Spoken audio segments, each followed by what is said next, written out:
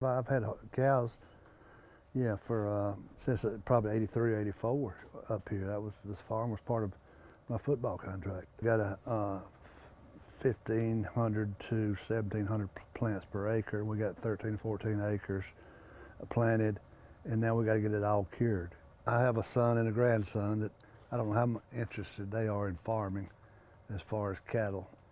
They were both interested in this plant for different reasons. They know more about it than I do. But I think it's one way probably to keep the younger people involved in farming. We don't really care what they use it for. We just want CBD oil. I take mine under my tongue with the droplets. I know in my hands and my arthritis, I know I can feel a difference in that. And the only reason I'm taking it is because I'm growing it. I don't want to tell somebody it does this, and I've never had it. Yeah, it's kind of surprised me too, because like I say, I've always been against it. And I did it for my son and my grandson, honestly tell you the truth, once it was a pilot program in the state of South Carolina, not necessarily for me. And I'm not going to do it long.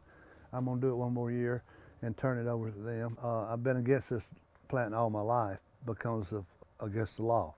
And with this plant here, it's not against the law. A lot of people think it is, but it's not. Its cousin is. The marijuana plant is still against the law. As I learned about the plant, I was impressed with it. I got too many calls and talked to too many people, just the regular Joes and the Janes, that you'd walk down the street and they'd say, hey, how's your hemp crop? I said, it's pretty good.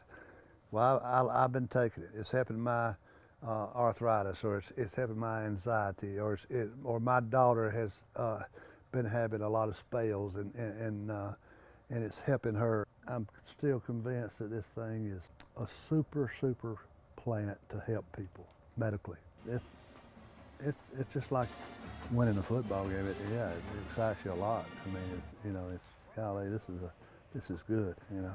As I got into it, we had to read more, learn more, and it kept me busy, because just sitting around and going to drink coffee or going to see people and shoot the bull, I had to study a little bit. We made every mistake you could make with this plant, not knowing when to plant, how to put down plastic, fertilization, water, how we harvest, just every mistake. If this was a football team, we wouldn't have won a ball game. So we were lucky enough to have a pretty decent crop, despite ourselves. I didn't enjoy getting up and making a mistake that we didn't plant the rows far enough apart, that we had to weed eat 174 rows. And it's 90 or 100 degrees or 95 degrees, and you start at 5:30 in the morning, and you try to get done before 9:30, and then you have to come back at 6 o'clock. It's still 90 degrees, and you look, when you get through, you got 4 rows done, and so now you're like another 170.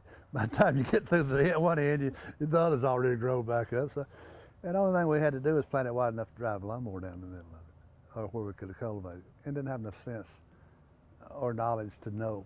In football, I could tell everybody what to do, and these plants didn't care what I told them to do or not.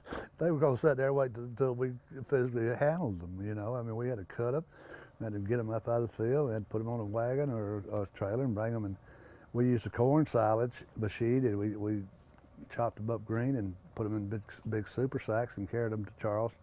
So we had some southern stem blight, which is a rot into the stem and died in the field. Big, nice, healthy 6-foot plants just fall over dead. That hurts you. That hurts your feelings when you see that happen. But it'll be easier because we'll be smarter. We'll farm smarter. We won't. It's no different going into a football game and having a great game plan and just going to football game and just say we're going to do this and that without practicing it. We haven't made a dime off of it, but the potential's there, and hopefully we will have 200 plus kilos of oil when we get through extracted. Dr. Smith is our research professor out of Sand Hills and Clemson University down in the middle part of the state in Columbia. And their study right now is what does it cost to grow the plant, how much machinery, how much time, how much labor, and then what did you sell it for, and how much money you made or lost on this plant. You can't drive to Florida with this plant because you can't go through, get to Florida legally with this plant or seed, because you got to go through another state that's got the same program. Well, Georgia doesn't have the program, so if we wanted to extract it to Florida, we couldn't get there.